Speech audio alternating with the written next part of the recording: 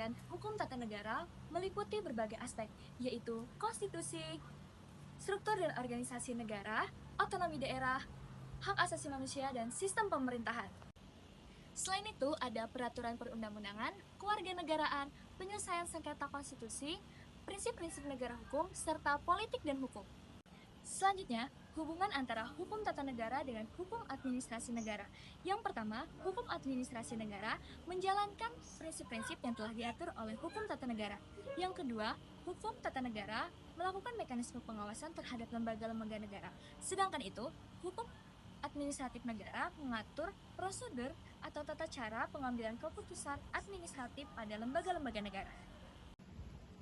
Selanjutnya, pengertian hukum tata negara dan hubungannya dengan hukum administrasi negara.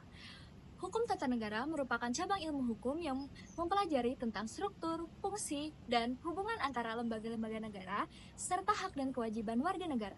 Sedangkan itu, hukum administrasi negara merupakan cabang ilmu hukum yang mempelajari tentang penyelenggaraan administrasi negara. Selanjutnya, ada hubungan antara hukum tata negara dengan ilmu negara dan ilmu politik.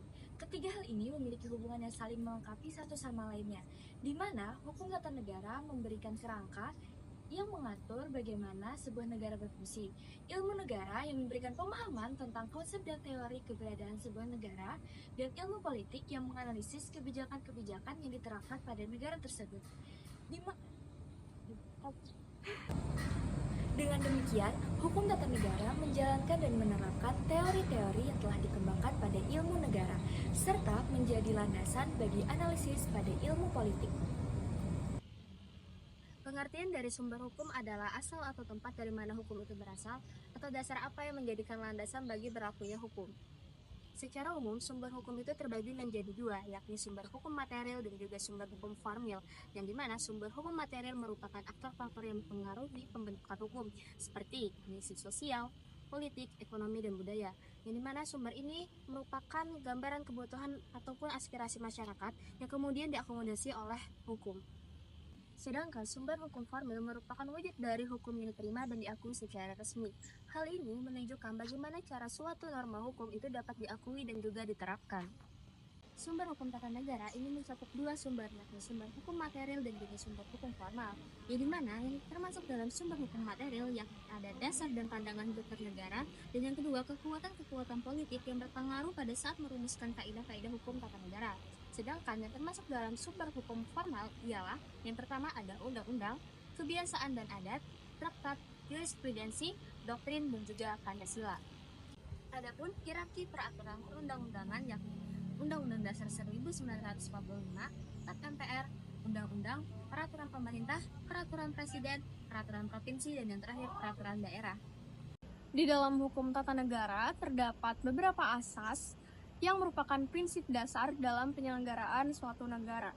Di Indonesia sendiri, asas-asas ini diatur dalam Undang-Undang Dasar 1945 dan mencerminkan nilai-nilai fundamental yang harus dipegang dalam menjalankan pemerintahan.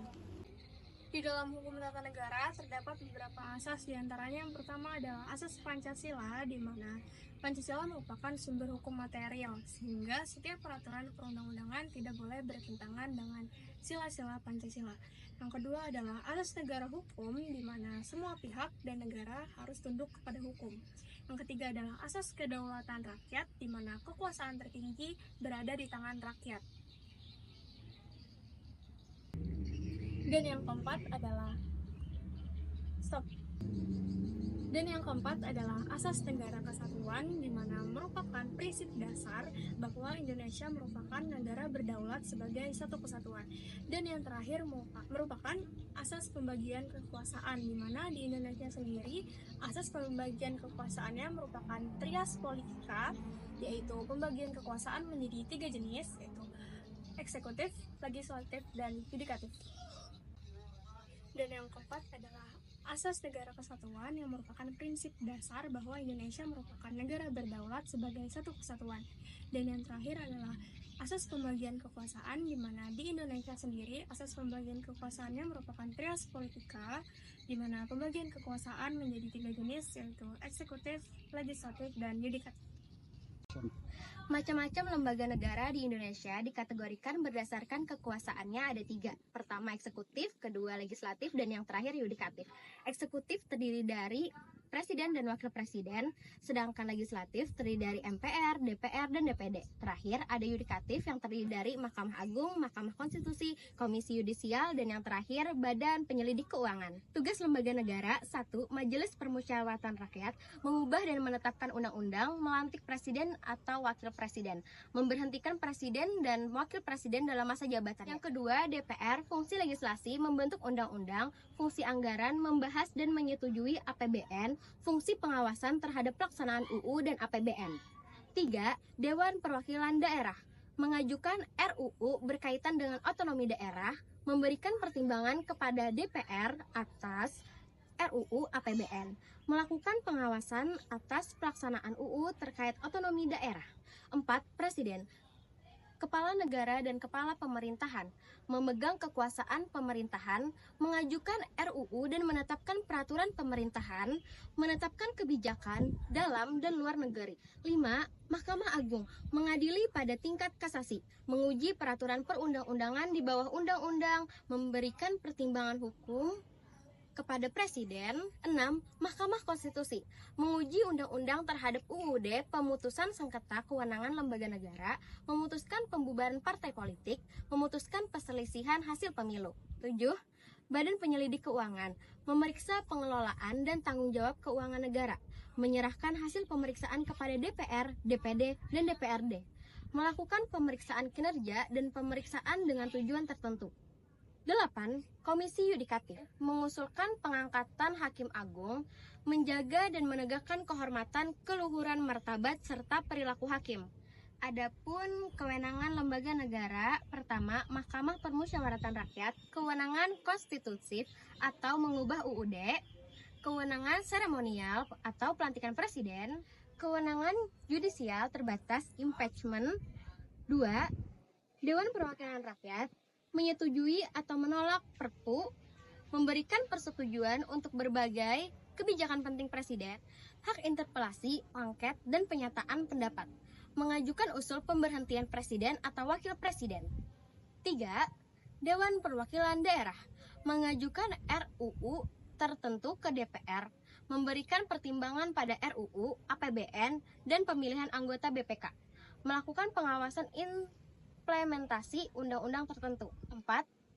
Presiden, kekuasaan eksekutif atau menjalankan undang-undang, kekuasaan legislatif terbatas atau mengajukan RUU, kekuasaan yudikatif terbatas atau memberikan gerasi, amnesti, dan abolisi, kekuasaan diplomatik, militer, darurat negara. 5. Mahkamah Agung, kekuasaan peradilan tertinggi, kasasi, kekuasaan penguji peraturan di bawah undang-undang, kekuasaan administratif terhadap peradilan di bawahnya. 6. Mahkamah Konstitusi, kekuasaan menguji konstitusional undang-undang, kekuasaan memutus sengketa antara lembaga negara, kekuasaan terkait partai politik dan pemilu. 8. Komisi Yudikatif, kewenangan seleksi Hakim Agung, kewenangan pengawasan terhadap perilaku hakim, kewenangan pembinaan etika profesi hakim. Perkembangan lembaga independen. Lembaga independen merupakan lembaga negara yang memiliki kewenangan khusus dan beroperasi secara mandiri dari pengaruh kekuasaan eksekutif, legislatif, dan yudikatif. Mereka berperan penting dalam menjalankan fungsi negara dan melindungi kepentingan rakyat. Munculnya lembaga independen disebabkan oleh ketidakpuasan terhadap kinerja lembaga negara yang ada. Namun, pertumbuhan yang tidak terkendali menimbulkan masalah baru seperti tumpang tindih kewenangan dan beban anggaran negara. Ketidakadaan cetak biru yang jelas untuk pembentukan lembaga independen juga menyebabkan ketidakjelasan dalam dasar hukum, nama, bentuk lembaga, pengawasan, dan sistem rekrutmen, hubungan antar lembaga, dan keprotokoleran. Adapun macam-macam tugas dan kewenangan lembaga independen, Yang pertama ada Komisi Pemberantasan Korupsi atau KPK.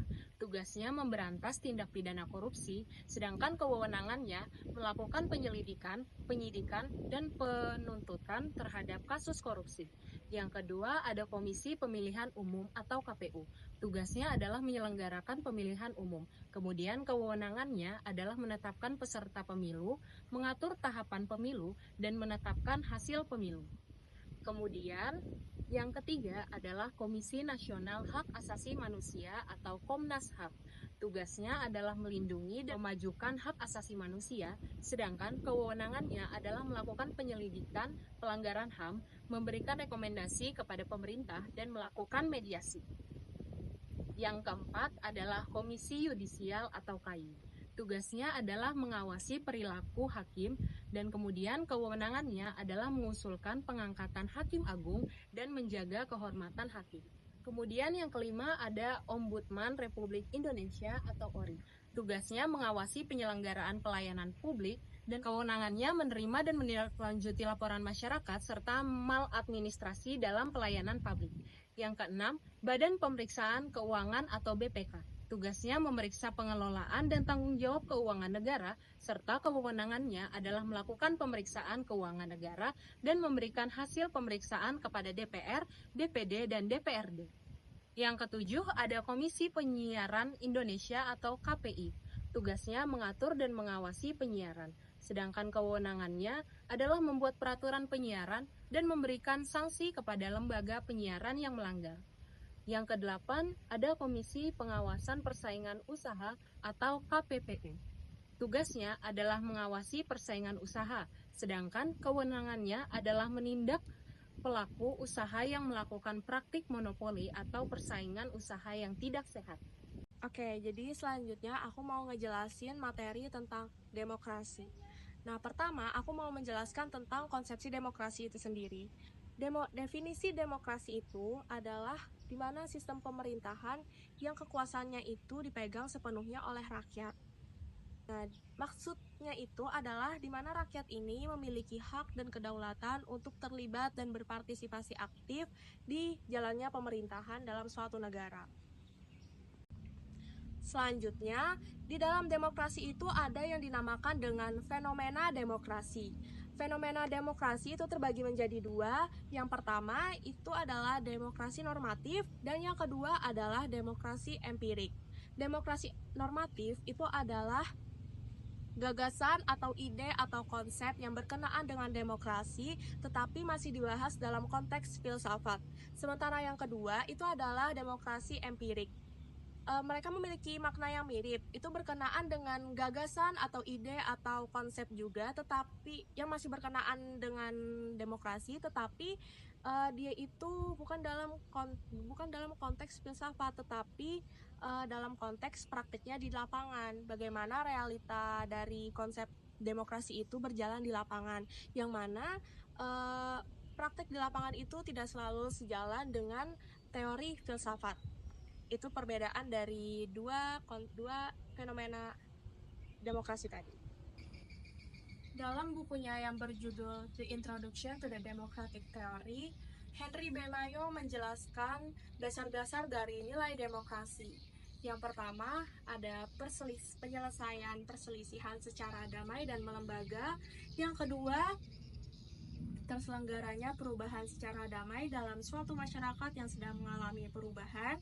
Yang ketiga, terselenggaranya pergantian pemimpin secara teratur. Yang keempat, membatasi kekerasan sampai batas minimum. Yang kelima, menganggap wajar serta memaklumi adanya keanekaragaman dalam suatu masyarakat. Dan yang keenam adalah menjamin tegaknya keadilan. Selanjutnya mengenai sistem demokrasi yang berlaku di Indonesia. Yang pertama adalah demokrasi parlementer. Demokrasi parlementer ini berlaku pada tahun 1945 bertepatan dengan kemerdekaan Indonesia sampai dengan tahun 1959 yang bertepatan dengan dikeluarkannya dekret presiden pada tanggal 5 Juli 1959. Sistem pemerintahan ini menggunakan demokrasi liberal dengan banyaknya partai politik. Kekuasaan tertinggi berada di tangan parlementer yang telah dipilih melalui pemilihan umum. Tetapi sayangnya pada pemerintahan ini sering terjadi ketidakstabilan politik karena seringnya bergonta-ganti kabinet. Yang kedua, demokrasi terpemimpin. Demokrasi terpemimpin dimulai pada tahun 1959 sampai dengan tahun 1966. Pada periode ini, kekuasaan tertinggi dipegang oleh Presiden Soekarno, yang mana pada periode ini peran partai politik dibatasi sementara peran militer mulai masuk ke dalam pemerintahan. Periode ini berakhir seiring terjadinya peristiwa G30 SPKI. Yang ketiga, demokrasi Pancasila. Demokrasi Pancasila berlangsung pada tahun 1966 sampai dengan tahun 1998. Pada periode ini, kekuasaan tertinggi berada di tangan Presiden Soeharto, yang mana fokus pemerintahan itu berada di stabilitas politik dan pembangunan ekonomi. Pada periode ini, peran partai oposisi sangat dibatasi, sehingga pada masa ini peran partai politik tertinggi berpusat pada Partai Golkar. Yang keempat, demokrasi pasca reformasi yang berlangsung sejak tahun 1998 sampai dengan sekarang. Mulainya periode ini ditandai dengan jatuhnya pemerintahan Presiden Soeharto pada tahun 1998. Di periode ini, hak masyarakat dalam kebebasan dalam berpendapat itu lebih terbuka, dan pemilu yang berlangsung pun lebih transparan, lebih jujur, dan lebih adil. Kemudian di periode ini juga dilakukan amandemen Undang-Undang Dasar 1945 untuk pada masa ini juga dilakukan amandemen Undang-Undang Dasar 1945 untuk memperkuat check and balance antar lembaga negara. Selanjutnya, sistem dan pelaksanaan pemilu di Indonesia. Ketentuan-ketentuan konstitusional di dalam Pancasila, pembukaan dan Undang-Undang Dasar dan pasal-pasal di Undang-Undang Dasar 1945 menyatakan bahwa adanya proses atau mekanisme kegiatan nasional yang berlangsung 5 tahun sekali. Di antaranya adalah pemilihan umum. Namun pada masa itu, pada masa awal-awal kemerdekaan Indonesia, kegiatan pemilihan umum ini belum sempat terlaksana karena ketatanegaraan yang belum memungkinkan. Baru setelah terbentuknya NKRI di tahun 1950 yang baru mengeluarkan aturan mengenai penyelenggaraan pemilu. Bahkan pada periode demokrasi terpemimpin, pemilu belum sempat terlaksana.